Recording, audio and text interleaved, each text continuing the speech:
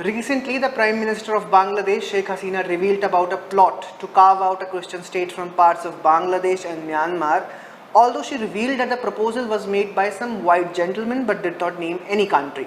We all know that right now Sheikh Hasina is not on very good terms with the US, as the latter was accused of interfering in recently concluded Bangladesh elections. Now, as an Indian, does this prick you up a little bit? It doesn't, but it should. And the simple reason is, we came to know about this plot to carve out a Christian nation from Bangladesh and Myanmar because Sheikh Hasina spoke about it. But what if the same is being attempted in the Indian state of Manipur? Firstly, Sheikh Hasina did not name any country, but we all know that it is the USA which through its ecosystem tries every now and then to create some kind of a disharmony in the countries that don't go by its rules. Of late, we have seen how a full-blown propaganda has been brewing on the Manipur issue. From the House of Commons to EU Parliament to UN experts, many have poked their noses on Manipur. And if you recollect the pamphlet that exposed the vested interests of everyone mentioned above. For instance, the Manipur issue was raised in the main chamber of the House of Commons last year. During oral questions to Church Commissioner MP Fiona Bruce mentioned violence against the Christian community in Manipur.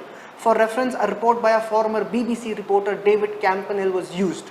The report was as usual biased in its assessment. It spoke about the violence against the Christian community only without taking into account how indigenous Metis communities suffered due to the violence.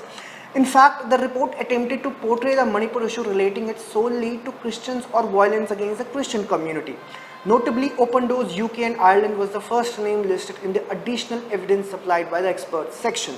This organization, Open Doors, works in tandem with other non-profits such as IMC, Firecona, Hindus for Human Rights, Justice for All, etc. The pamphlet has reported several times how these organizations, mainly IMC and Hindus for Human Rights, are known for peddling anti-India narrative. Next, coming to what happened in the European Parliament.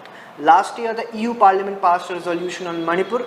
In a story we had earlier revealed how MEPs who attended this session have shady history and backgrounds.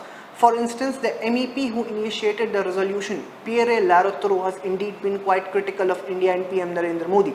Just see this tweet of his and notice the language and tone. Oh, and here's a photo of Pierre holding a placard saying Free Tisa, Sitalwar and Zubair. Shady figure indeed.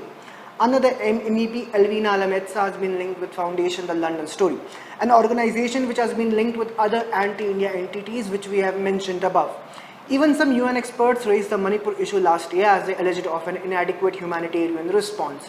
Notably, in their statement, they mentioned about churches being destroyed. These UN experts included individuals who are connected with George Soros or Ford Foundation.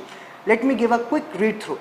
Irene Khan, she has received a fellowship from the Ford Foundation and worked with Amnesty International, an organization that has been working to undermine India's sovereignty with its lies on Jammu and Kashmir.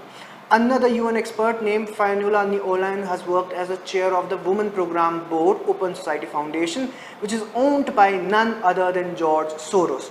And Fainula is not the only one connected with Soros.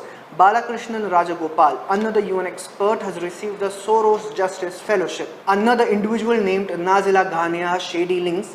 Her research has been funded by Qatar Foundation and Open Society Foundations.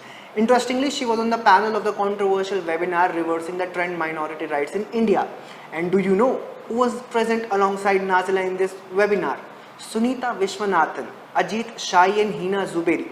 As we have informed you earlier too, Sunita is connected to Hindus for Human Rights, Ajit Shai to IMC and Hina Zuberi to Justice for All. Same organizations mentioned once again. And guess what? The principal opposition party in India, the Congress party, its prominent leader Rahul Gandhi has met many of these individuals I told you about. During his Europe tour last year, he not only met MEPs Pierre Larotro and Elvina Alametsa, but also attended a public discussion which was organized by Foundation The London Story. Yes, another organization from the band of IMC and Hindus for Human Rights. The Congress party has been quite vocal about the Manipur issue. It has extensively used this issue to target PM Modi and current central government.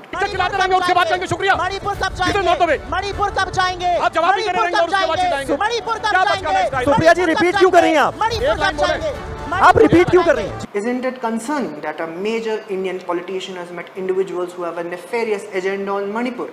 Furthermore, doesn't this seem like a much bigger conspiracy to fan separatism in Manipur and carve out a religion-based state just as Sheikh Hasina's alleged? We are confident our government and its authorities are watching.